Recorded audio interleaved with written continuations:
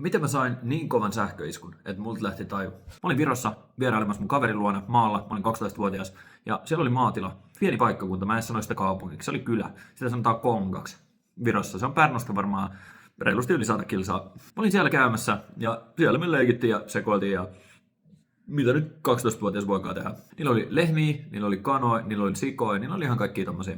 Toisena päivänä mä päätin mennä sinne niiden navettaan. Siellä oli sika.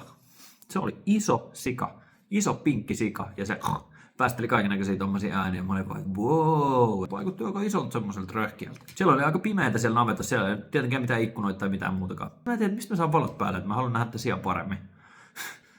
Mä löysin seinästä valokatkasimen, ja se ei ollut semmonen niinku koko käden valokatkaisija, vaan se oli semmonen old school valokatkaisija, että sä painat yhdellä sormella, se näytti about tältä. Mä muistan vieläkin, se oli semmonen musta. No, mä oon menossa laittaa valoja päälle, mä painan siitä valokatkaisijasta näin.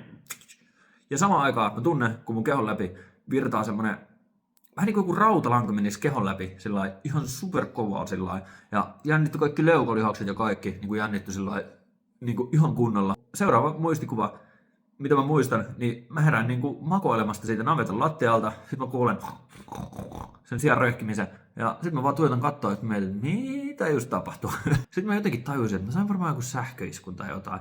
Mä en väitä, että se sattui tai mitään, koska aika nopeasti mun lähti siitä taju. Sitten mä kerroin siitä mun kaveri mummolle, juoksin sinne, kerroin, että näin ja näin kävi. Sitten se katteli mua hetken aikaa, että se on poika, sulla on vilkas mielikuvitus. Niin tähänkin päivään asti mä luulen, että mulla on vilkas mielikuvitus, mutta yksi päivä tuli mieleen, että helvettiä, että mä sain kunnoslaakin tossa. Jos te olette saaneet joskus kunnon sähköisku, niin kertokaa miltä se tuntuu teidän mielestä. Ei tullut kyllä mitään supervoimia, ei tullut mitään erikoisia skillejä, lähinnä vaan aukkoja yleissivistyksessä. Peace out.